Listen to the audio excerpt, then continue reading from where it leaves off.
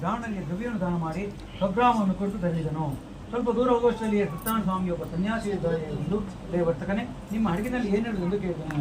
ಘನಮದಾಂತರಾದ ವರ್ತಕರು ಈಯಾಡಿದಿಂದಲೂ ಹಾಸ್ಯದಿಂದಲೂ ಸನ್ಯಾಸಿ, ಇನ್ನು ಏತಕ್ಕೆ ಕೇಳುತ್ತಿರುವೆ? ಹಣವಿರುವುದೆಂದು ಭ್ರಾಂತಿಯಿಂದ ಅಪಾಯಿಸಲು ಕೇಳುತ್ತಿರುವೆಯಾ? ನಮ್ಮ ಹಡಗಿನಲ್ಲಿ ಎಲೆಯ ಬಳ್ಳಿಗಳಿರುವುದು ಮತ್ತೇನೂ ಇಲ್ಲ ಎಂದು ಅಸತ್ಯ ವಾಕ್ಯವನ್ನು ನುಡಿಯಲು ಸ್ವಾಮಿಯು ನಿಮ್ಮ ಮಾತು ಯಥಾರ್ಥವಾಗಲಿ ಎಂದು ಹೇಳಿ ಹೊರಟೋದನು. ವರ್ತಕರು ಸ್ವಲ್ಪ ದೂರ ಪ್ರಯಾಣ ಮಾಡಿ ಸಮುದ್ರ ದಡವನ್ನು ಸೇರಿ ನಿತ್ಯ ಕರ್ಮಗಳನ್ನು ಮಾಡಿಕೊಂಡು ಪುನಃ ಹಡಗನ್ನು ಹತ್ತಿ ಅದರಲ್ಲಿರುವ ಎಲೆಯ ಬಳ್ಳಿಗಳನ್ನು ಕಂಡು ಮಾವನು ಅತಿ ಆಶ್ಚರ್ಯಪಟ್ಟು ದುಃಖದಿಂದ ಹಾಗೆಯೇ ಅಲ್ಲಿಯೇ ಮುಚ್ಚಿ ಹೋದನು. ಪುನಃ ಎಚ್ಚೆತ್ತನಾಗಿ ದ್ರವ್ಯವಾದ ದುಃಖದಿಂದ ಕ್ಲಾಪಿಸುತ್ತಿರುವ ಮಾವನನ್ನು ಕಂಡು ಅಳಿಯನು ಹೀಗೆ ಕೇಳಿದನು, ಮಾವನೇ, ಏಕೆ ವ್ಯಸನ ಪಡುತ್ತಿರುವೆ? ಸನ್ಯಾಸಿಯಿಂದ ಶಾಪ ಕೊಡಲ್ಪಟ್ಟಿತು, ಆದ್ದರಿಂದಲೇ ನಮ್ಮ ಪದಾರ್ಥಗಳು ಈ ರೀತಿ ಆಯಿತು. ಆತನಿಗೆ ನಾವು ಶರಣಾಗತರಾದಲ್ಲಿ ನಮ್ಮ ಉದ್ದೇಶವು ನೆರವೇರುವುದು ಎಂದು ಹೇಳಿದ ಅಳಿಯನ ಮಾತನ್ನು ಕೇಳಿ ಪುನಃ ಆತನ ಸಮೀಪಕ್ಕೆ ಹೋಗಿ ಭಕ್ತಿಯಿಂದ ನಮಸ್ಕಾರ ಮಾಡಿ ದೀನರಾಗಿ ಕೇಳಿದನು, ಎಲೆ ಯತಿಶ್ರೇಷ್ಠನೇ, ಪೂರ್ವದಲ್ಲಿ ನಿನ್ನೊಡನೆ ಯಾವ ಅಸತ್ಯವು ನನ್ನಿಂದ ಹೇಳಲ್ಪಟ್ಟಿತೋ ಅಂತ ಅಪರಾಧವನ್ನು ಕ್ಷಮಿಸು ಎಂಬುದಾಗಿ ಹೇಳಿ ನಮಸ್ಕರಿಸಿ ಚಿಂತಾಕ್ರಾಂತನಾದನು. ಆಗ ಯತಿಯು ದುಃಖಿಸುತ್ತಿರುವ ವರ್ತಕನನ್ನು ನೋಡಿ ಪ್ರಸನ್ನನಾಗಿರೇ, ದುರ್ಬುದ್ಧಿಯೇ, ಈ ನನ್ನ ಮಾತನ್ನು ಕೇಳು, ದುಃಖಿಸಬೇಡ, ನನ್ನನ್ನು ಪೂಜಿಸಿ ಮತನಾಗಿದ್ದೀಯೇ, ನನ್ನ ಆಜ್ಞೆಯಿಂದ ಬಾರಿ ಬಾರಿಗೂ ದುಃಖವನ್ನು ಹೊಂದುತ್ತಿರುವೆ ಎಂದು ನುಡಿದ ಭಗವದ್ ವಾಕ್ಯವನ್ನು ಕೇಳಿ ವರ್ತಕನು ಸ್ತೋತ್ರ ಮಾಡಲು ಪ್ರಾರಂಭಿಸಿದನು. ಅದೇ ಸ್ವಾಮಿ, ಬ್ರಹ್ಮಾದಿ ಸಮಸ್ತ ದೇವತೆಗಳೂ ಕೂಡ ನಿನ್ನ ಆಶ್ಚರ್ಯಕರವಾದ ಗುಣಗಳನ್ನು ತಿಳಿಯದೆ ಮಾಯೆಯಿಂದ ಮೋಹಿತರಾಗಿರುವಲ್ಲಿ ಮೂಢರಾದ ಮಾನವರು ನಾವು ನಿನ್ನ ಸ್ವರೂಪವನ್ನು ಹೇಗೆ ಸಾಧ್ಯ?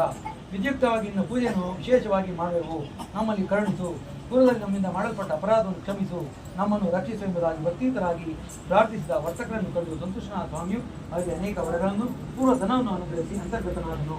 ಅನಂತ ವರ್ತಕರು ಹಡಗನ್ನು ಹತ್ತಿ ದ್ರವ್ಯ ತುಂಬಿರುವುದನ್ನು ಕಂಡು ಸತ್ಯನಾರಾಯಣ ಸ್ವಾಮಿಯ ದಯೆಯಿಂದ ನಮ್ಮ ಪದಾರ್ಥ ಇಷ್ಟಾರ್ಥವೆಲ್ಲವೂ ನೆರವೇರಿಸೆಂದು ಶ್ರದ್ಧೆಯಿಂದ ಒಡಗೂಡಿ ಯಥಾವಿಧಿಯಾಗಿ ಸ್ವಾಮಿಯನ್ನು ಪೂಜಿಸಿ ಆತನ ಅನುಗ್ರಹದಿಂದ ಸಂತೋಷಿತರಾಗಿ ಸಕಲ ಸಂಭ್ರಾಂತರೊಡನೆ ತಮ್ಮ ದೇಶದ ಸಮೀಪಕ್ಕೆ ಬಂದು ಹಳೆಯನ್ನು ಕೊಟ್ಟು ರಕ್ತಪುರವೆಂಬ ನಮ್ಮ ದೇಶವು ಸಿಕ್ಕಿತು ಎಂದು ಹೇಳಿ ತಮ್ಮ ಆಗಮನದ ಸಮಾಚಾರ ತಿಳಿಸಲು ಒಬ್ಬ ಸೇವಕರನ್ನು ಮನೆಗೆ ಕಳಿಸಿದರು. ಆ ದೂತನ್ನು ಪಟ್ಟಣವನ್ನು ಪ್ರವೇಶಿಸಿ ವರ್ತಕನ ಮಡದಿಯನ್ನು ಕಂಡು ಬದ್ಧಾಂಜಲಿಯಾಗಿ, ತಾಯಿಯೇ, ಅಳಿಯನೊಡನೆ ನಿಮ್ಮ ಪತಿಯು ಬಹಳ ದ್ರವ್ಯಗಳಿಂದಲೂ ಬಂಧುವರ್ಗಗಳಿಂದಲೂ ಈ ಪಟ್ಟಣದೊಳಗೆ ಬರುತ್ತಿದ್ದಾರೆಂಬ ಶುಭಾರ್ತೆಯನ್ನು ತಿಳಿದನು. ಆ ಪ್ರಕಾರವಾಗಿ ಹೇಳಿದ ದೂತನ ಮಾತನ್ನು ಕೇಳಿದ ಪತಿವ್ರತಿಯಾದ ವರ್ತಕನ ಸತಿಯು ಸಂತೋಷಗೊಂಡು ಸತ್ಯನಾರಾಯಣ ಸ್ವಾಮಿಯನ್ನು ಪೂಜಿಸಿ ಮಗಳನ್ನು ಕುರಿತು ಹೀಗೆ ಹೇಳಿದರು, ಎಲೆ ಮಗಳೇ, ಪತಿಗಳ ದರ್ಶನಾರ್ಥವಾಗಿ ಶೀಘ್ರವಾಗಿ ಹೊರಡೋಣ, ಸಿದ್ಧಳಾಗು ಎಂದು ಹೇಳಲು ತಾಯಿಯ ಮಾತನ್ನು ಕೇಳಿ ಸಲಾದಿ ಮಾಡಿಸಿದ ವ್ರತವನ್ನು ಮುಗಿಸಿ ಪ್ರಸಾದವನ್ನು ಭಕ್ಷಿಸಿ ಪತಿಯ ದರ್ಶನಾರ್ಥವಾಗಿ ತಾಯಿಯೊಡನೆ ತಿರುಗಿದರು. ಇದರಿಂದ ಕೋಪಗೊಂಡ ಸತ್ಯನಾರಾಯಣ ಸ್ವಾಮಿಯು ಘನಯುಕ್ತವಾದ ಹಡಗಿನಲ್ಲಿ ಅವಳ ಪತಿಯನ್ನು ಮುಳುಗಿಸಿ ಜಲದಲ್ಲಿ ಮುಳುಗಿಸಿ ತಮ್ಮರಿದ್ದನು. ಬಳಿಕ ಕಲಾವತಿಯು ಅಮೃತನಾದ ಪತಿಯನ್ನು ಕಂಡು ದುಃಖದಲ್ಲಿ ಅಳುತ್ತಾ ಭೂಮಿಯಲ್ಲಿ ಬಿದ್ದರು. ವರ್ತಕನು ಚಿಂತಾಕೊಳ್ಳಲಾದ ಮಗಳನ್ನು ಕಂಡು ಭಯಗೊಂಡು ಮನದಲ್ಲಿ ಏನಿರಬೇಕು ಯೋಚಿಸಿದನು. ಭಯಭ್ರಾಂತರಾದ ಸರ್ವಬಂಧುಗಳು ದುಃಖಿಸುತ್ತಿರುವಾಗ ತಾಯಿಯಾದ ಲೀಲಾವತಿಯು ಮಗಳ ಅವಸ್ಥೆಯನ್ನು ಕೊಂಡು ಅಳುತ್ತಾ ಪತಿಯನ್ನು ಕುರಿತು ಹೀಗೆ ಹೇಳಿದರು, ಇದುವರೆಗೂ ಹಡಗಿನಲ್ಲಿ ಇದ್ದ ಅಳಿಯನು ತಕ್ಷಣ ಹೇಗೆ ಮಾಯವಾದನು? ಇದೆಲ್ಲ ಅನಾಹುತವು ಸತ್ಯನಾರಾಯಣ ಸ್ವಾಮಿಯ ದಯೆಯಿಂದ ಮಹಿಮೆಯಿಂದ ಉಂಟಾಗಿದೆ. ಆತನ